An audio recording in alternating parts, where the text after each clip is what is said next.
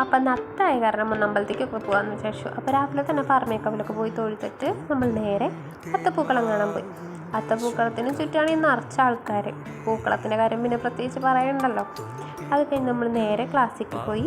അവിടെ ചെറിയ പൂക്കളൊക്കെ ഇട്ടുണ്ട് കേട്ടോ. പിന്നെ ഇന്ന് അത്തായ കാരണം ചെറിയൊരു പ്രോഗ്രാം, ഒരു സ്റ്റാർട്ടിംഗ് ആയിട്ട് ഒരു ചെറിയ പ്രോഗ്രാം ഉണ്ടായിരുന്നു, ഗെയിംസൊക്കെ ആയിട്ട്.